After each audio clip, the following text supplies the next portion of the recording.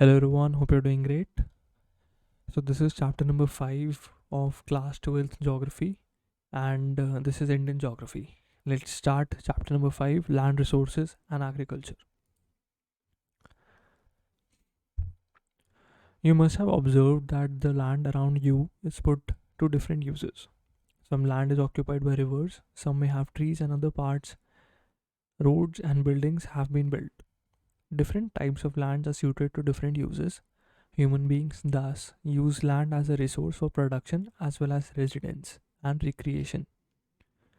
Thus, the building of your school, roads on which you travel, parks on which you play, fields in which crops are grown, and the pastures where animals graze represent different uses to which land is put.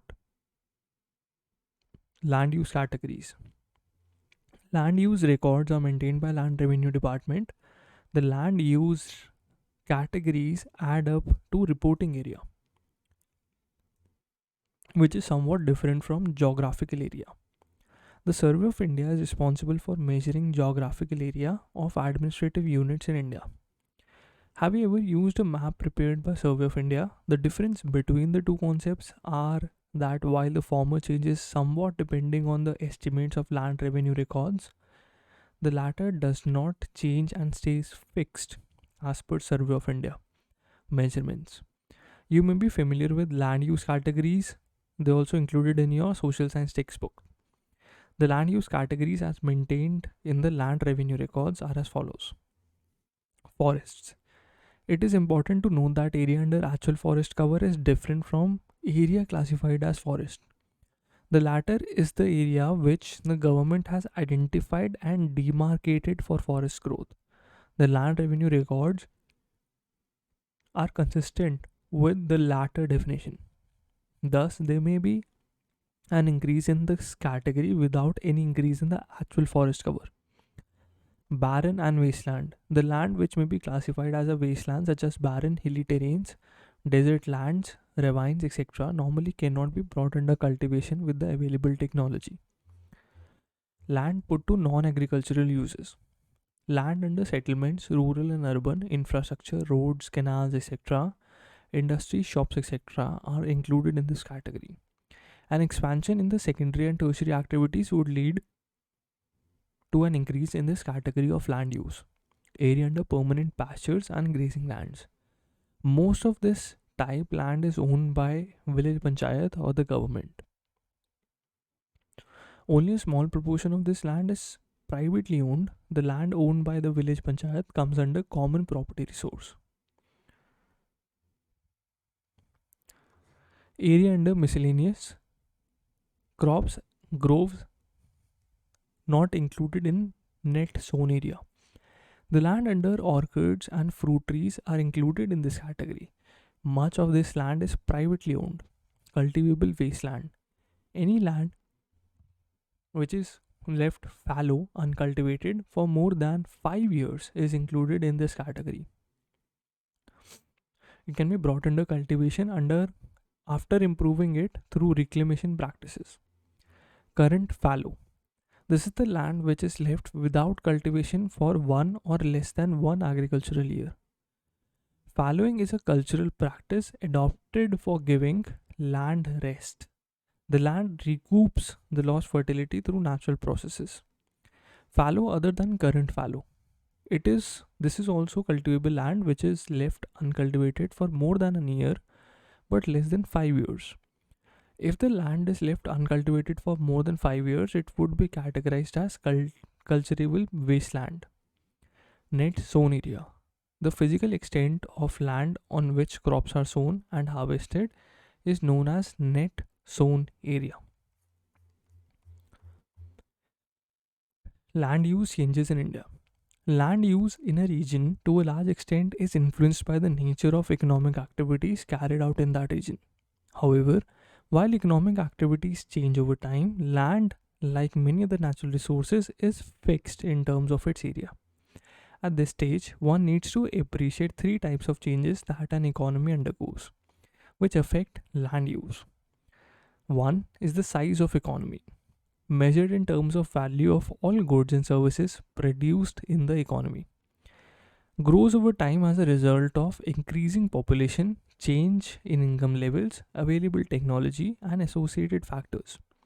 As a result, the pressure on land will increase with the time and marginal lands would come under use. Secondly, the composition of the economy would undergo a change over the time. In other words, the secondary and tertiary sectors usually grow much faster than primary sector, specifically the agricultural sector. This type of change is common in developing countries like India. The process would result in gradual shift of land from agricultural use to non-agricultural use.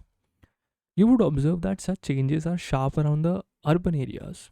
The agricultural land is being used for building purposes. Thirdly, though the contribution of the agricultural activities reduces over time, the pressure on land for agricultural activities does not decline. The reasons for continued pressure on agricultural lands are: 1. In developing countries, the share of population dependent on agriculture usually declines much more slowly compared to the decline in the sector's share in the GDP. Second, the number of people that the agricultural sector has to feed is increasing day by day.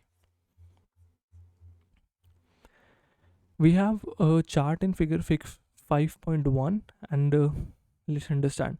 India has undergone major changes within the economy over the past 4 to 5 decades, and this has influenced the land use changes in the country. These changes between 1950 to 51 and 2014 to 15 have been shown in the figure. Let's look at the figure once again. So, net area sown has increased tremendously. Alright, forests have also increased, and we have net increase. The area under miscellaneous tree crops and groves have decreased. Okay.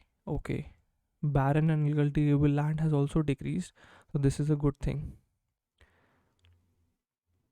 Okay,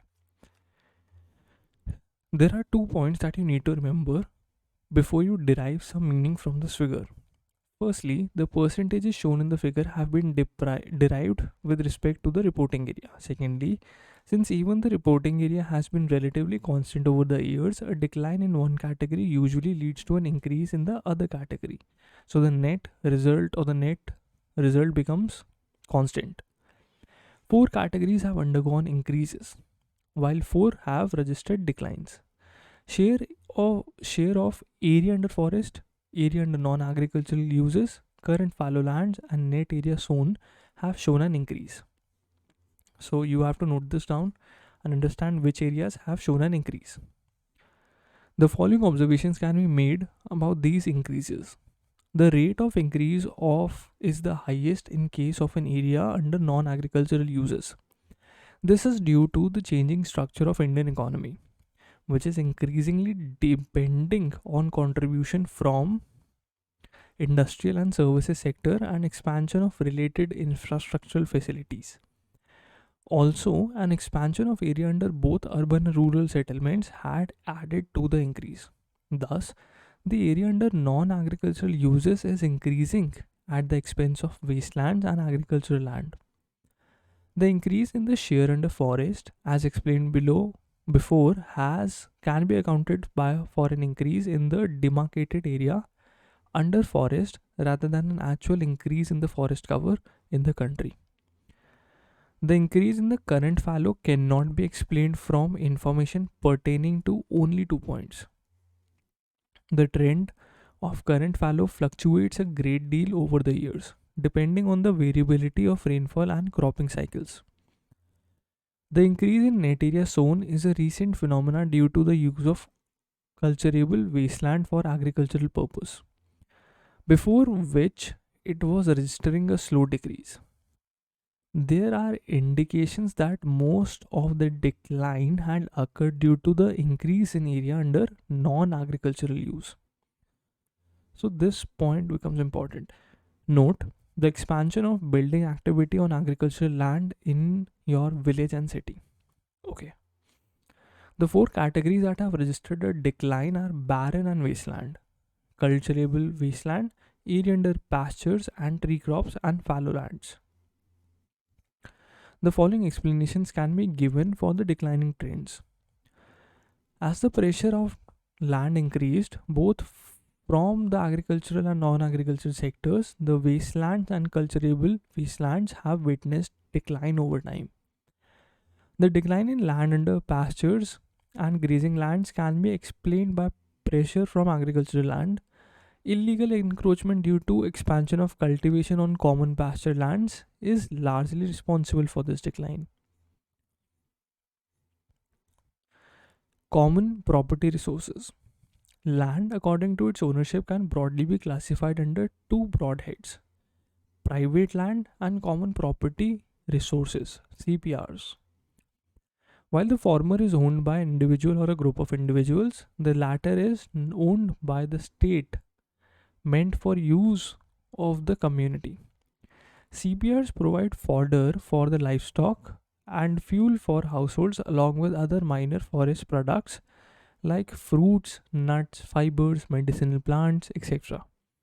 In rural areas, such land is of particular relevance for the livelihood of the landless and marginal farmers and other weaker sections, since many of them depend on income from their livestock due to the fact that they have limited access to land.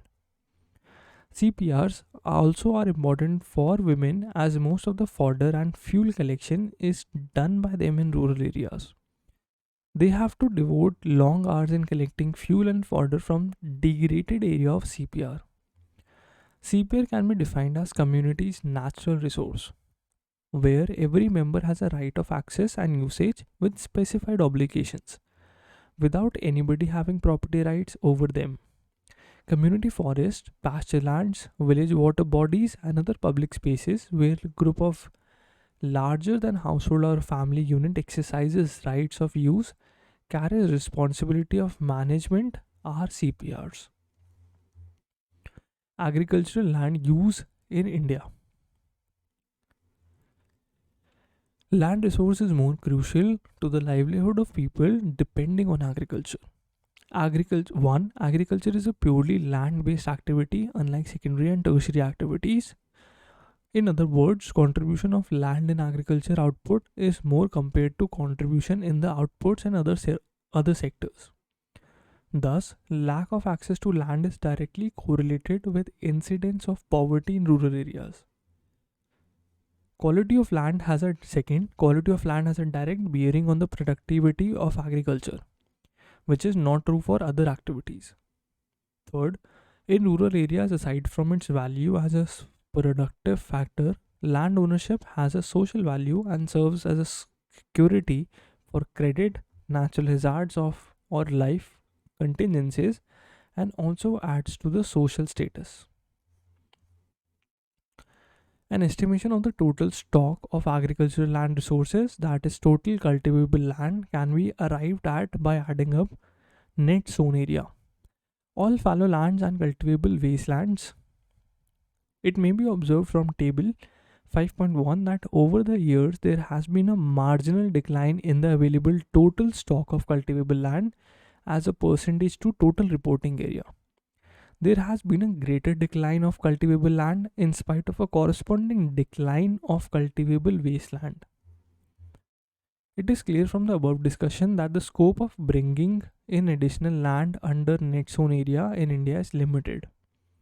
There is thus an urgent need to evolve and adopt land saving technologies. Such technologies can be classified under two heads: those which raise the yield of an particular crop per unit area of land, and those which increase the total output per unit area of the land from all crops grown over one agricultural year by increasing land use intensity.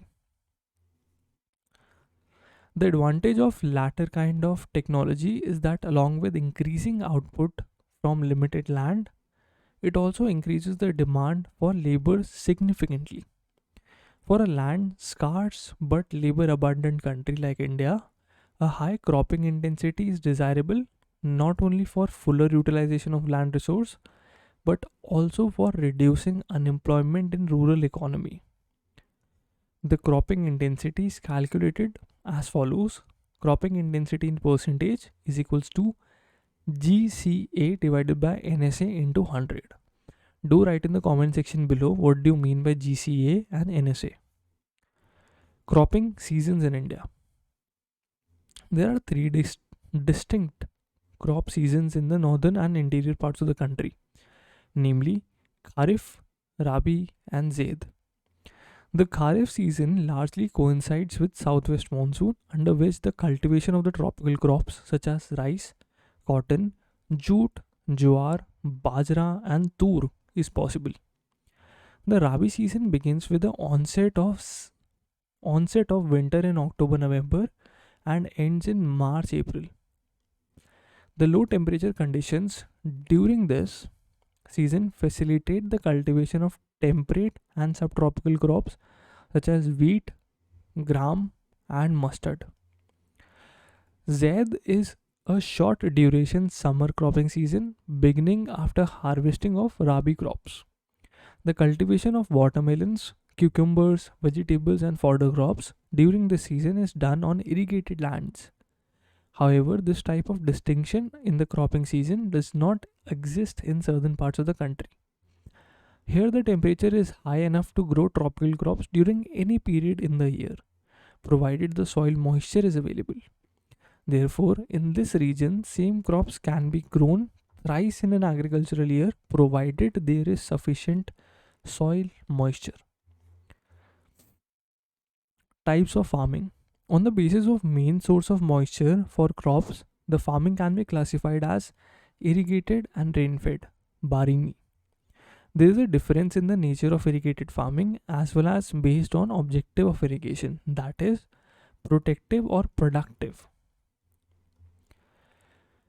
The objective of protective irrigation is to protect the crops from adverse effects of soil moisture deficiency, which often means that irrigation acts as a supplementary source of water over and above the rainfall.